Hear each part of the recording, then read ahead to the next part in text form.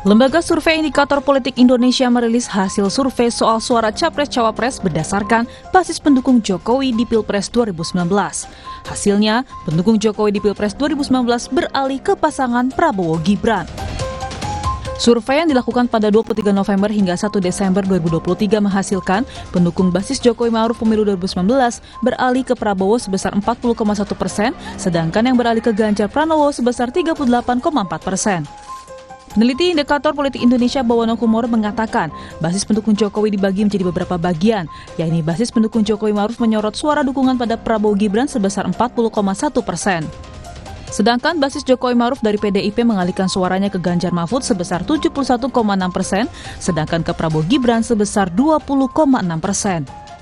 Bawono pun menambahkan data tren survei ini menunjukkan pemilih Presiden Joko Widodo di pemilu lalu sudah semakin beralih kepada Prabowo Subianto, tidak lagi Ganjar Pranowo. Hal yang perlu diperhatikan ialah pemilih Joko Widodo di pemilu 2019 tidak cuma berasal dari pemilih PDI Perjuangan, tapi juga berasal dari luar PDI Perjuangan. Direktur Eksekutif Indo Strategik Ahmad Hoirul Umam menambahkan pendukung Jokowi yang kini terpisah dari PDIP bisa menjadi evaluasi bagi pasangan Ganjar Mahfud untuk strategi meraup suara.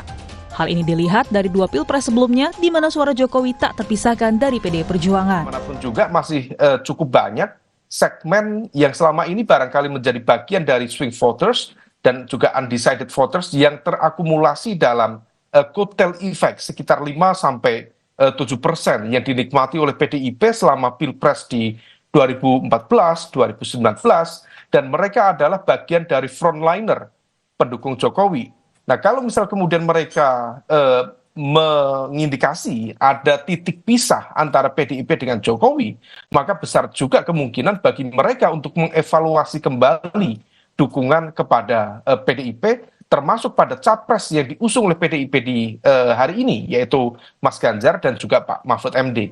Nah, oleh karena kini para pasangan capres-cawapres terus berkampanye demi meraup suara pemilih demi kemenangan kontestasi 2024. Selain pemilih muda, undecided voter atau yang belum menentukan pilihan pun menjadi target utama. Tim Liputan, Kompas TV.